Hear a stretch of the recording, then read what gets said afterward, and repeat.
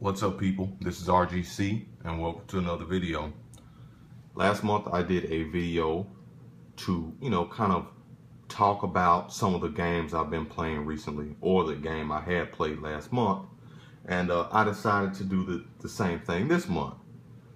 Last month I completed the game The Warriors for the PlayStation 2, which is basically a game that is modeled after the movie The Warriors. Check out my main page and just take a look down a few videos and you should see it. But this month I've actually had some time to complete another game. This is a rare occurrence due to my rather busy work schedule, but I always like to try to play games, at least try to get one done each month.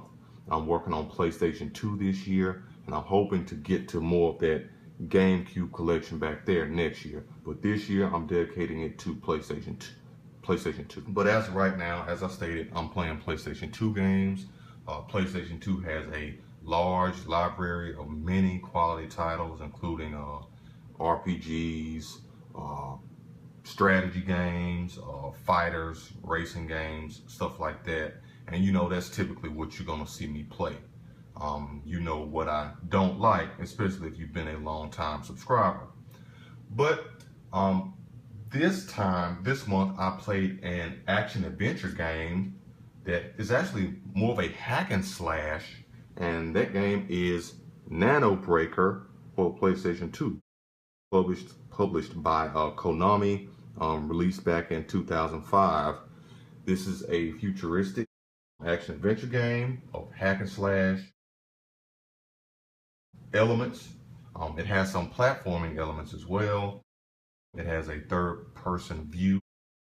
Let me tell you a little bit more about the game, though. I'm just going to read a little synopsis of the game. You are the ultimate weapon. In the futuristic world of Nanobreaker, nanomachines have transformed humans into horrific monster machines.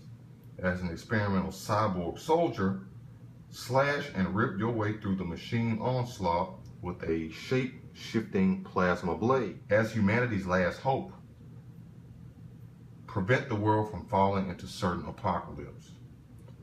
From the producer of the renowned Castlevania series, it has some bullets below that on the back of the case. Shape-shifting plasma blade offers a myriad of different attacks, including slicing, grabbing, and smashing enemies. Acquire special skills for even more devastating assaults. Simple controls for beginners and advanced combo systems for experts.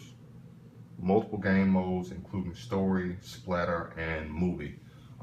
The game is, I like it. I'll tell you a little bit more about my view of it in a second. But it is kind of like a Castlevania, Lament of Innocence for the PlayStation 2. This game borrowed heavily from the Castlevania style of gameplay. Now, the bad thing about the game is it's not that much story involved in it, but that's okay sometimes. Not all games have to have a good story. And this is definitely a game that really doesn't have much of an engaging, involved, detailed story. It's not much there story-wise.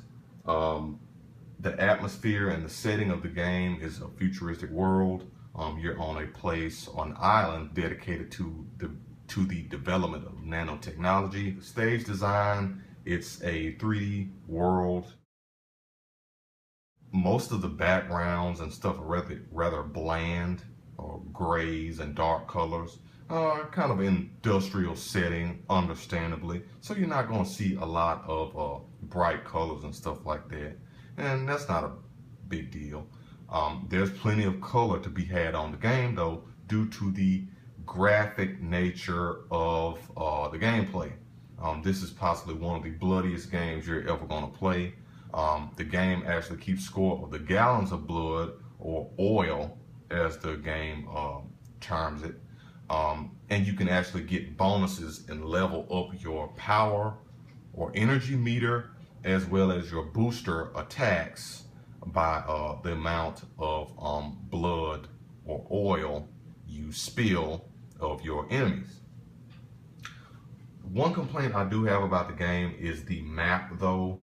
It's not that good, and it can be rather confusing at times. A good thing about the game is the music, though. It has nice industrial type music. I like it. When it comes to the enemies that you have to defeat, there's one main bad guy, Keith. He's your rival in a sense. You can read more into the story about that. I don't want to spoil the game for you.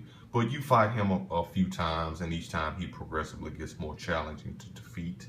Understandably, he's the main guy kind of bothering you.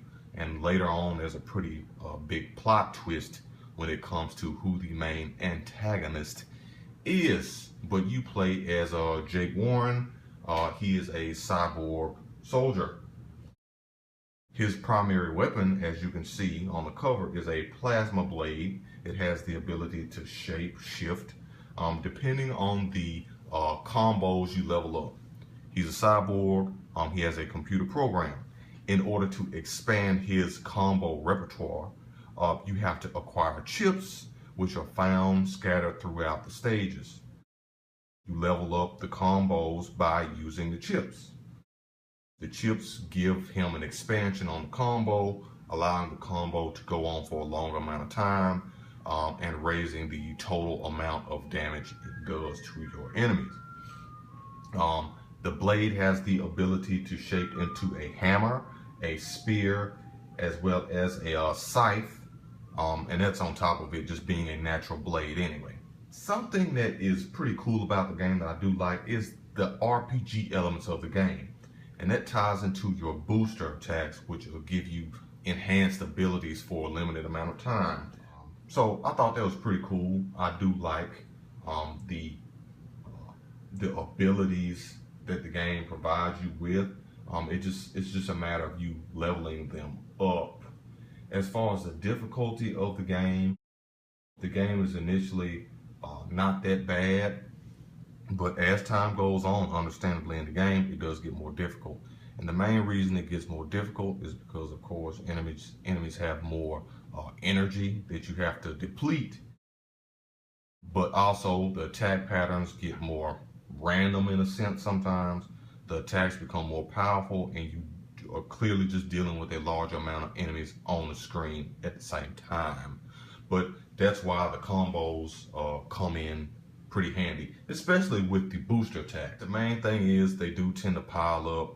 You just need to use capture criticals and longer or more powerful combo attacks to get rid of them. This game has received pretty bad reviews. You can look up a Nanobreaker review. Just search it into the search above, and you could probably see some of the reviews of the game. It scored pretty low, but I mean, I didn't mind the game. It wasn't an expensive game, nor was it a rare game, and I think it was $5 well spent. Another thing too, when it comes to the gameplay, is another reason the game is pretty challenging is because there's not a lot of available energy around to replenish your health after you take damage. That's another part of the RPG-like elements. More blood you spill, the longer your energy bar gets, assuming you get the correct amount of, blood. And that allows you to get some energy back, as well as boost your maximum amount of energy. When it comes to your booster attacks, those actually level up by the amount of times they're used, which is pretty cool. Total amount of time I spent on the game probably was about 10 hours. It's not that hard, but as I stated before, it's not easy either. Konami is not known for making a bunch of easy games. It is not as challenging as Devil May Cry 3 for the PlayStation 2. And I'm not talking about the special edition. I'm talking about the original hard Devil May Cry 3. Do I recommend it? Sure. If you're looking for a hack and slash with a very minimal or not much of a story, you just want to hack and slash your way to the top, you like a nice challenge, I would suggest picking it up. I don't see it that frequently around here, but at the same time, it's not a rare game. So complete that game. I think it's $5 well spent. The soundtrack is good. There's added bonuses you get after beating the game, such as you can actually play as that guy right there, and that's Keith. Like I said, main guy that's kind of bothering you throughout the game. You get to play as him. Then there's a other unlockable character as well. You beat the game once, you also get to play it on hard mode. An additional bonus is you get to keep all the combos and upgrade abilities you acquired through the previous playthrough of the game. So that's pretty cool. I'm happy to add that to the collection, and I'm really happy to have played it. I do suggest picking it up if you like a nice challenge. On to another thing too. What am I going to play next? Well, I have quite a few options here. As I stated before, I'm working on PlayStation 2 right now, game-wise. I'm thinking about possibly getting back into another RPG, one of which would be Shadow Hearts here. Might want to play through that one, or this one, excuse me. Another option for me would be more of a laid-back game. I do love my platformers. That's what I was born and raised on. And one available is Klonoa 2, Lunaty's Veil. So might play through that. My girlfriend wants me to play through Rule of Rose though, and I don't really feel like playing through this game at the moment, but it just depends. So those are some of my PlayStation 2 options. I really don't know what I'm going to play through next.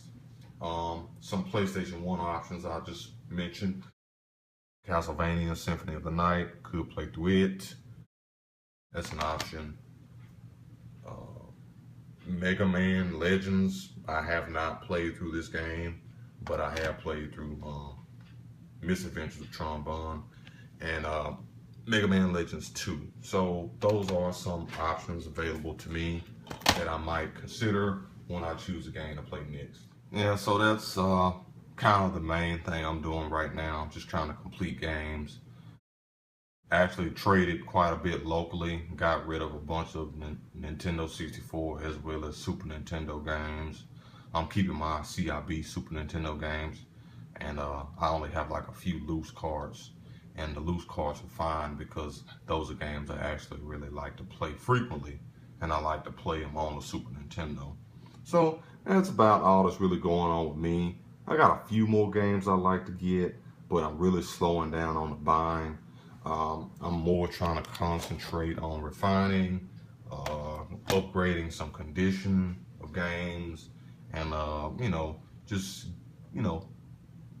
having things where I want them. So years down the road, I'll have all the games I want, and due to whatever happens to the market, either prices up or down or whatever, it really won't matter because I'll have what I want. This isn't about money to me. I don't care how much these games are worth. I just like playing the games, and I like to collect them as well. So, yeah, that's pretty much all that's really going on with me. Well, I'd like to thank you again for watching. Feel free to comment, rate, subscribe. Good luck out there, and peace.